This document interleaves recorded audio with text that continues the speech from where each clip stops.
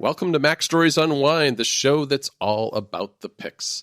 This week's episode is brought to you by Collide. Hey, Federico, how you doing? I'm doing fantastic, John. How are you? I'm doing really well. You know what? We've got another joint pick. A video game pick. No, it's not. No. A lot of those, I wouldn't be surprised because you and I have similar taste in video games. But this happens to be a TV show. We're going to talk about Severance today because Severance is, I think, my favorite show that has come along in a very long time. It's the best show of the year for sure. And we're going to talk about this, but I agree with you. It's one of the best things I've seen in a while. It's one of the most innovative things I've seen in a while, which I want to talk about. But before we get to that, okay, give me a quick update on Automation April and what we're doing, the giveaways, the contest, what's going on. There's still a lot going on. The contest has closed. It closed at the end of the day, U.S. Eastern time on the 20th. But we got a lot of submissions. Our judges are all going through them all. And we will, we're not exactly sure the exact date when we're going to announce the winners yet. But be sure to keep track of what's going on in Mac Stories because that's where you'll find out who the winners are. We're going to do this as quickly as we can, but we have a lot to go through, and I'm sure there are going to be some arguments about which is the best in each of these categories. So I'm looking forward to mixing it up with the other judges and talking about those things. In terms of giveaways, we've been doing every single week, we've been doing giveaways both on the Discord, which is a Club Mac Stories Plus perk, as well as in Mac Stories Weekly, which is our weekly newsletter for all Club Mac Stories members. So each week you'll find 3-4 different giveaways of apps that have fantastic shortcuts integrations. I just sent out a whole bunch this morning. 120 codes went out this morning as I record this. I have, fortunately, a shortcut to handle that for me, a mail merge shortcut that you built. And you've really been using that shortcut, haven't you? I give it a workout. And it's interesting on the Mac because when you run it on the Mac, it opens a separate window for every single message. So if I'm sending out 40 codes, all of a sudden I have 40 windows stacked up on my Mac, and then I have to send them individually, which is actually okay. I don't want the send part to be automated because I do want to give them a quick check and make sure. Because, sometimes people put typos in their email addresses. Don't do that because if you have a typo, not only does it break my shortcut and mess up sending things out, but you won't get your code. Yeah. So in any event, that's continuing. We're going to have that all the way through the end of April. So keep an eye out for that. And of course, Federico and I have stories. We've got stories coming out on Mac Stories and in the club newsletter. So that'll continue too, all the way up till April 30th. So keep an eye out on those places as well. Mm-hmm. This episode of Unwind is brought to you by Collide. Collide sends employees important, timely, and relevant security recommendations for their Linux, Mac, and Windows devices right inside Slack. Collide is perfect for organizations that care deeply about compliance and security, but don't want to get there by locking down devices to the point where they become unusable. Instead of frustrating your employees, Collide educates them about security and device management while directing them to fix important problems. Visit collide.com/MSU to sign up today. That's KOLIDE.com/MSU. Enter your email when prompted to receive your free Collide gift bundle after trial activation. At Collide, they know that end users are IT admins' most significant untapped resources and key to solving the most challenging to fix security issues, including instructing developers to set passphrases on unencrypted SSH keys, finding plain text two-factor backup codes and teaching end users how to store them securely, convincing employees to uninstall evil browser extensions that may sell their browser history, and a whole lot more. You can try Collide with all of its features on an unlimited number of devices for free for 14 days. No credit card required. Try it out at collide.com/MSU. That's KOLIDE.com/MSU. Our thanks to Collide for their support of the show. Severance. Severance. We are not going to be talking about the final episode. I know that the show has been done for a couple of weeks. Yep. I would prefer if we skipped the very ending of season 1 because this is one of the things that I want to talk about up front. Like, this is not an easy show to follow, right? It requires commitment, which is also part of why it's so fascinating, though, right? Yes, and I want to say too, right at the outset, I'm very glad that you enjoyed the show. I was not 100% sure you would. I thought it had a lot of elements that you would like, but I also knew that, as you just said, that it's a little slow to get into. It requires attention, and I was afraid that you might drop off and not give it a fair shake. Yes. So Severance, initially, I was kind of skeptical. Going into episode 3, for example, I noticed that, and I gotta be honest, I fell asleep a couple of times when I was watching the first few episodes. This happened to Jennifer too. Yes. So I have this problem. Sylvia has this problem too with shows and movies that have a lot of silent moments, you know? And I know that this is going to be a controversial thing to say because it's all about the atmosphere. It's about world building and character building. I guess I have a short attention span. I don't know what it is. I drift off if there's no dialogue. You're watching late at night after a busy day. And that's what happens. For context, exactly. Thank you. For context, I was watching these at like 2 a.m. after I was done with all the things for the day, and after relaxing with Sylvia and the dogs at night, after reading again Automation April things, right? I would watch Severance. So I was falling asleep a couple of times. I think it's not my fault, okay? But you're getting old, Federico. That's really what's going on here. I was really trying to avoid that topic. But the thing is, Severance does a lot of world building up front. It throws a lot of these details and atmosphere at you. The payoff at the end is very much worth it. But I was happy to see how the final 3, so the second half of the first season basically really picks up.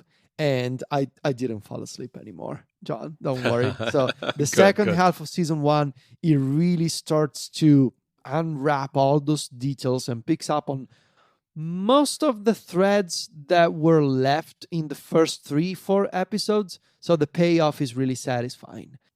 I think you should do like a brief story recap of what Severance is, who the creators are, why we're talking about it. And then we can get into the themes and our thoughts. Right. Well, Severance is a very interesting show that's all about this procedure. The underlying thing is this procedure that a company called Lumen does to its workers, where they surgically separate your personal life from your work life in your brain with an implant that goes right into your skull. And they're very graphic about this. Thinking about it makes it itchy. Okay. Yeah. Right. And the whole idea is, it's sold as this work-life balance type of thing where you don't have to have the stress of your job while you're at home. And, your home life isn't going to interrupt your job and vice versa. And so that's kind of how it's sold. And that's the premise of the entire show, which opens with a character waking up on top of a conference room table with a conference room speakerphone with someone talking to her through the speaker, which is just one of the most bizarre things ever and throws you off kilter immediately. And it gets wilder and stranger from there, really. But that's the whole premise. It's a show that's directed by Ben Stiller, who you probably know from a lot of movies and TV shows and things. A lot of comedy movies also. Like I was very surprised. I guess Ben Stiller, like as a director for this kind of show, I'm genuinely impressed and surprised. I am too, because when I heard that it was directed by Ben Stiller, and I heard that Adam Scott would be on the Scott, from Parks and Rec. Yeah, right. When I saw the first trailer, I thought the first trailer didn't give away much at all, and I was actually expecting something more of a workplace comedy along the lines of something like Parks and Rec. Yeah, or like a dark comedy, it's a comedy with some dark aspects about it, but not this. This is a workplace thriller, really. It really is, and it has its funny moments, but it's definitely not. I would definitely not call it a comedy. But they're funny, creepy. They're not right. They're not funny. They're funny, creepy. Especially with the character Milchick, which really excellent character, but so creepy. Yeah. We're gonna get into that. I have so much to say about him. Yeah. But, all right, so why don't we start at the beginning? Because I know that you put in our notes, which I thought was a really good question. Is why wake up on a conference room table? And this is something that has stuck with me too from the very beginning. These people have this procedure that separates their work from their personal lives, and they just wake up in a conference room on top of a table. I mean, you would think someone had a medical procedure, they'd wake up in a bed, or they would, they'd be in some sort of recovery system of some sort. But instead, this person wakes up fully dressed for work on top of a conference room table with nobody in the room. Mm-hmm. It's just someone talking to them through a somewhat retro conference room speaker, right? And you find out that it's actually someone in an adjacent room, but it's very disorienting at first. Okay. A few things here. So I was also very confused by this, but then I started thinking about it, and I would also recommend, and this is usually a great sign of a great show, go check out the subreddit for Severance on Apple TV. Tons of fan theories and comments. It reminds me of the early seasons of Westworld with all the theories and going around. Right. It's really incredible to see what people can notice in these shows. So I also started thinking about this. So the first thing I've noticed, and that I think is a possible explanation, is that Lumon, which is this company, this like biotech company that does many unspecified things, this like multinational, company. Yeah, very mysterious. Very mysterious company. They use a lot of like psychological torture and shock strategies with their employees, right? So I guess waking up on the conference room table is part of that. Like they want you to feel disoriented, and they want you to be scared. And I guess it's this sick and twisted mechanism in which then you start feeling some kind of affection toward the managers that are downstairs on the so-called severed floor where all the severed employees work. Now you feel in danger. You have no idea. There's also like the single core element of this show is you have no idea what happened to you because your memories are completely separate from your personal pre-existing memories. Therefore, even though effectively you become two people, right? You become the person outside that has all the personal memories, and you become the person inside that has all the professional work-related memories. But and they call these two people your innie, so the person inside, and your outie, so the person outside. Right. But your innie has no idea as to why or how your outie, which is still you, decided to get the severance procedure. And that is like the single most unique and innovative gimmick I think I've seen in a TV show in years, probably since the days of Lost. That is such a cool idea of like, what if you were two people and the two of them, and this is also goes back to my previous point of this company using all kinds of strategies to make people feel bad inside. Like the two people cannot communicate with one another. You cannot, write a note on a piece of paper and carry it with you on the elevator because that's forbidden. Only the person outside can leave a video message for the you inside. And this is so strange, and I've never seen anything like this before in any other TV show. Yeah, no, I think that's right. And I think your point about Lost is a really good one. I definitely got a Lost vibe from this, and like a Mr. Robot vibe as well, in that it's kind of like creepy, like Mr. Robot, where you don't really know what's real and what's going on.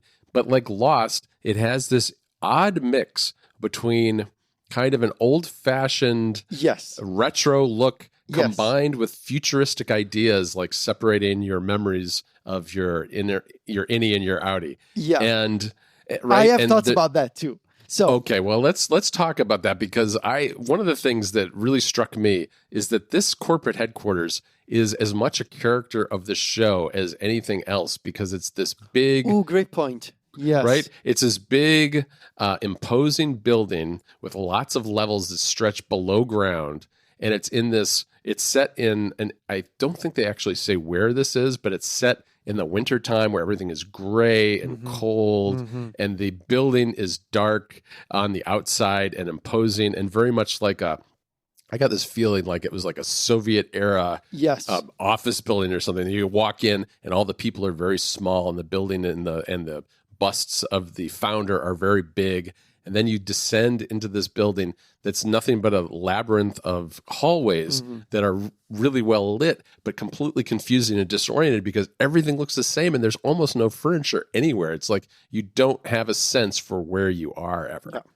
So I think it's really fascinating how they don't give you the exact location of where everything is set, but also your point about the building being a character of the show in and of itself, it also reminds me of the video game Control, where the building is also a character of the main story. But anyway, so Lumon, I think it's so weird, but at the same time intentional, that a biotech company that can make a brain implant to separate your memories and can override that implant. That's also a detail that comes up later in the story. They can control the implant even if you're outside. There's multiple, contingency plans around that.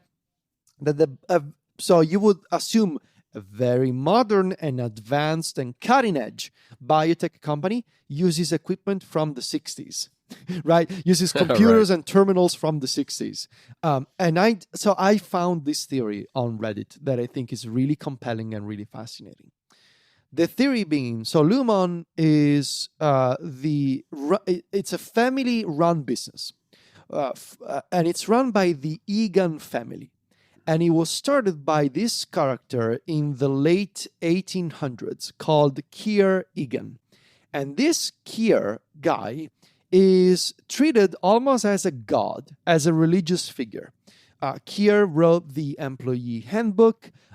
Keir wrote multiple books and poetries and all kinds of material that is now considered almost as a Bible inside of Lumon. Right. And there's multiple statues of Keir and paintings of Keir. It's basically treated like Jesus Christ inside Lumon, but it's the founder of the company.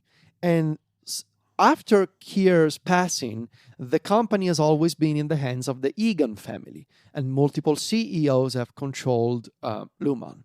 Now, the theory that I've seen is that with this cult of the personality, right, the cult of preserving the legacy of the Keirs, which, by the way, does it remind you of anything, John? Because it reminds me of Foundation. It's basically the same idea. They have the walk statues inside, and you can check out the statue of the founder. So that I found some fascinating similarities there.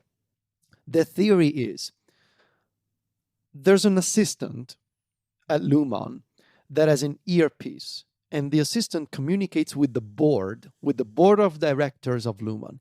You never see the board, you never hear the board, if except for like one sentence uttered by a non-specified voice on speakerphone. What if somehow Lumon found a way to upload the consciousness of previous CEOs into a computer? And what if the board is not actually a board made of people, but the board is just an AI that is based on previous writings, previous thoughts by Kier and other Lumon CEOs. And that explains why the company would use old equipment, because that AI is based on teachings and thoughts from previous generations. And it was put together in the 60s, and therefore it's why it's still being used, because it's an old AI that is still in place. I don't know. It's a fascinating theory, or could be anything else. Could be that it's a weird mechanism to feel, to make feel people, a certain way when they're using an old computer. But that's definitely a theory. Like, you never see the board of directors. Well, what if the board is actually an AI? Well, I think that's something that we'll find out more about in season 2, because this show just got renewed about 2 or 3 weeks ago, and I expect we'll learn a lot more about Lumen in season 2, because that's one of the big unanswered questions of season 1. What is Lumen? What do they do? What is Lumen? Right. And what are these people doing who are looking for numbers on their computers that make them scared? It's a very strange thing. And then, of course, you have, they find this entire other branch of the company that's raising baby goats, which that's never answered in season 1, the baby goats that you see in one episode. So I really feel like, beyond the lore of Severance, which, again, I recommend, go check out some interviews on the internet, go check out the subreddit and all the fan theories. Now it's a great time to start speculating about what season 1 was about, what's coming in season 2. But I want to talk about, before we wrap up, about how Severance made me feel.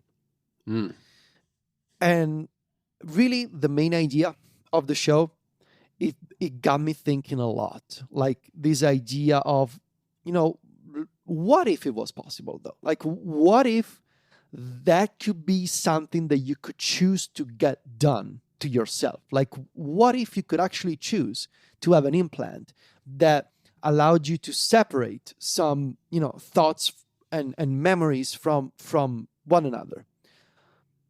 It's a very creepy thing. Like, it makes me feel uncomfortable to think about it, but it raises some ethical questions, and it raises some, there's a lot of commentary also going on regarding, is Severance, is the idea behind Severance a result of these companies and, startup culture, for example, completely taking control of your life and absorbing your life? There's an interesting parallel in this case at two very opposite ends of the spectrum: Severance and We Crashed.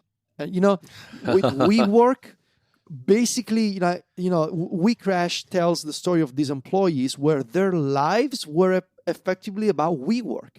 They were spending time at WeWork. They were getting to know their partners at WeWork. They were socializing and working at WeWork. And Severance says the opposite. Well, what if you could just completely cut off the two of them? Like, what if you could completely cut off your personal life and your work life, but at the same time, who bears the consequences of your decision? Is it this separate identity that you create for yourself? But is that separate identity still you? Right? And that is, obviously this is sci-fi, but I don't know. The possibility of it makes me think. It's fascinating, and I think it actually goes a lot broader than that, even, Federico. To a degree, I feel like I've lived parts of this show because I worked for many years in a big corporate environment. And while this show is very much, over the top and beyond what is normal, there's this whole idea of company culture and how, there's this cult of personality, and there are ways that things are done that don't really have any bearing on necessarily the real world. It's just how they're done, and people do them, and they don't question them. And for me, what was really fascinating was seeing that dynamic of the people who were already working there on the severed floor, who just kind of accepted both the rules and the procedures and how things worked and went along with it. And it avoided things like the break room, which is a very literal break room where they break you psychologically. Yeah. And someone like Helly, who comes into this world severed, but is different in that she actually questions why things are this way and what's going on. And you people are are acting like sheep. Why are you doing this? Why are you not questioning the authority of these people who are imposing this on you? And I found that was a really interesting, that's, I think, where the show is grounded in a reality that's been experienced by enough people on some level that it makes it feel somewhat believable and not just far out fantasy world, and why it really grabs you and holds on to you throughout the entire season. Yeah, the character of Ellie is really a fascinating one, and obviously you'll see toward the final episodes of season 1. But that's a really good point. Like, questioning why are you doing things this way, and again, it goes back to the idea of when you're severed, you have no idea what's going on. You have no, like, something that made me think in season 1 is, if you're severed, you don't have the concept of sleep, right? You have no recollection of going back home and resting and sleeping and waking up again. Right. The day of a severed employee is, you walk out of the elevator, you walk back in, you walk out of the elevator, and it's morning again. But you don't know that it's morning again because you don't remember sleeping, because you were not you at that moment of going back home. And it's such a mind twist of trying to make sense of it, which, again, it's sci-fi, it's fiction, it's a TV show, it's fine. But I also found it to be really well done in the context of the show. I thought that all these theories, and again, it's season 1, so things may get better, things may get worse.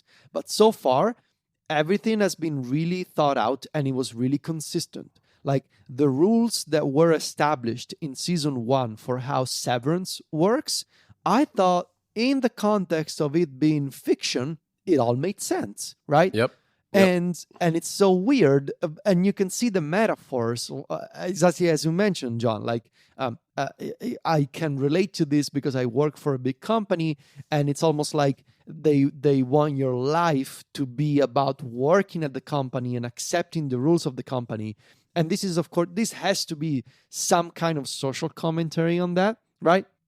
But also, I think, I was going to say even broader. I think that there are like political overtones to some of this too, where it's just like this authoritarian regime is the company Lumen, and you've got people like Helly who are questioning the authority of the people who are imposing the rules on them. I mean, I think it just works on a lot of different levels, all the way from people's personal lives on up through their work lives to maybe even broader, more societal issues.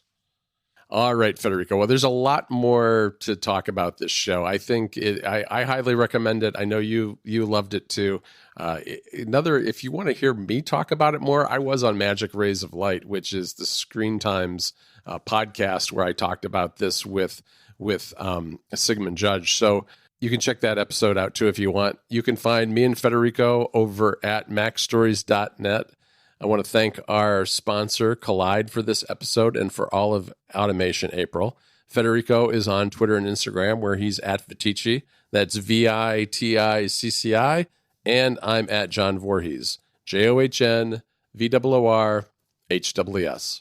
Talk to you next week, Federico. Ciao, John.